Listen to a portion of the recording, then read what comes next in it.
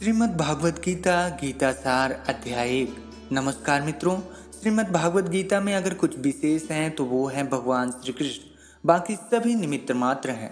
मित्रों, आखिरकार क्या है ऐसा गीता में जो समय समय पर ये और भी आवश्यक और मार्गदर्शक होती जा रही है।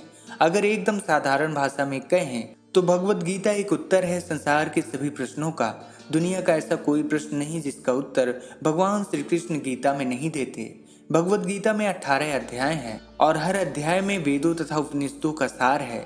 मित्रों, भगवान श्री कृष्ण के द्वारा दिए भगवत गीता रूपी ज्ञान को जिस तरह अर्जुन ग्रहण कर संसार के समस्त बंधनों से मुक्त हो संसार के सबसे बड़े धनुर्धर कहलाए, उसी तरह आप भी भगवत गीता को सुनकर, पढ़कर और समझकर भगवान श्री कृष्ण की दिखाई और बताई राह पर चलेंगे तो संसार की ऐसी कोई भी चुनौती नहीं है जिससे आप सहज ही पार कर जाएंगे। तो आइए चलते हैं श्रीमद् भागवत गीता के 18 अध्याय में से पहले अध्याय के सफर पर। श्रीमद् भागवत गीता प्रथम अध्याय, अर्जुन विषाद योग।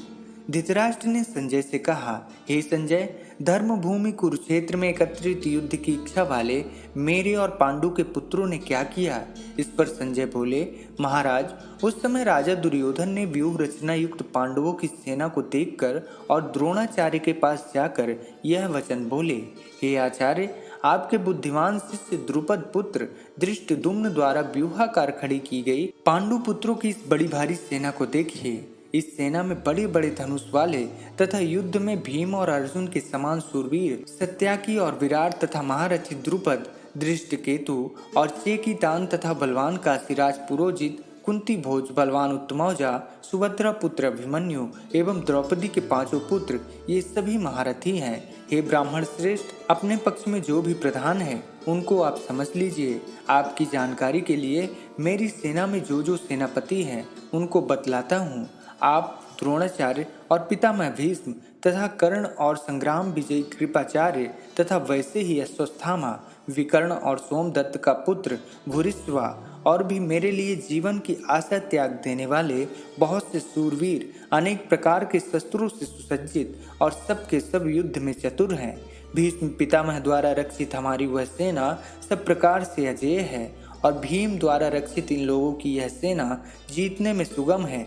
इसलिए सब मोर्चों पर अपनी अपनी जगह स्थित रहते हुए आप लोग सभी निसंदेह भीष्म पितामह की सब ओर से रक्षा करें। कौरवों में बड़े प्रतापी पितामह भीष्म ने उस दुर्योधन के हृदय में हर्ष उत्पन्न करते हुए उच्च स्वर से सिंह की दहाड़ के समान गरज कर शंख बजाया।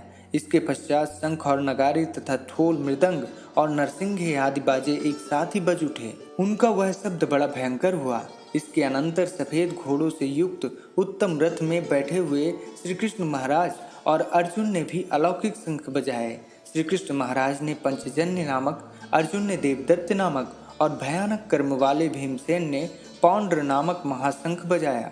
कुंती पुत्र राजा युधिष्ठिर ने अनंत विजय नामक और नकुल तथा सहदेव ने सुघोष और मणिपुष्पक नामक शंख बजाए। श्रेष्ठ धनुष वाले काशीराज और महारथी शिखंडी एवं दृष्टद्युम्न तथा राजा विराट और अजेय सत्याकी राजा द्रुपद एवं द्रौपदी के पांचों पुत्र और बड़ी भुजा वाले सुभद्रा पुत्र अभिमन्यु, इन सभी ने, हे राजन, सब ओर से अलग अलग शंख बजाए और उस भयानक शब्द ने आकाश और पृथ्वी को भी गूंजते हुए धार्तराष्ट्रों के अर्थात आपके पक्ष वालों के हृदय विदीर्ण कर दिए। हे राजन, इसके बाद कपिध्वज अर्जुन ने मोर्चा बांधकर डटे हुए धृतराष्ट्र संबंधियों को देखकर उस शस्त्र चलाने की तैयारी के समय धनुष उठाकर ऋषिकेश श्री कृष्ण महाराज से यह वचन बोले, हे अच्युत, मेरे रथ को दोनों सेनाओं के बीच खड़ा कीजिए और जब तक कि मैं युद्ध क्षेत्र में डटे हुए युद्ध के अभिलाषी इन विपक्षी योद्धाओं को भली प्रकार देख लूं कि इस युद्ध रूप व्यापार में मुझे किन किन के साथ युद्ध करना योग्य है,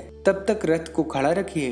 दुर्बुद्धि दुर्योधन का युद्ध में हित चाहने वाले जो जो ये राजा लोग इस सेना में आए हैं, इन युद्ध करने वालों को मैं देखूंगा। संजय बोले, हे महाराज धृतराष्ट्र, अर्जुन द्वारा इस प्रकार कहे हुए वचन से महाराज श्री कृष्ण चंद्र ने दोनों सेनाओं के बीच में भीष्म और द्रोणाचार्य के सामने तथा संपूर्ण राजाओं के सामने उत्तम रथ को खड़ा करके इस प्रकार कहा कि हे पार्थ, युद्ध के लिए जुटे हुए इन कौरवों को देख। इसके बाद पृथापुत्र अर्जुन ने उन दोनों ही सेनाओं में स्थित ताऊ चाचों को, दादों परदादों को, गुरुओं को, मामाओं को, भाइयों को, पुत्रों को, पौत्रों को तथा मित्रों को, ससुरों को और सहृदयों को भी देखा और उन उपस्थित संपूर्ण बंधुओं को देखकर वे कुंती पुत्र अर्जुन अत्यंत करुणा से युक्त होकर शोक करते हुए यह वचन बोले, हे कृष्ण, युद्ध क्षेत्र में डटे हुए युद्ध के अभिलाषी इस स्वजन समुदाय को देखकर मेरे अंग शिथिल हुए जा रहे हैं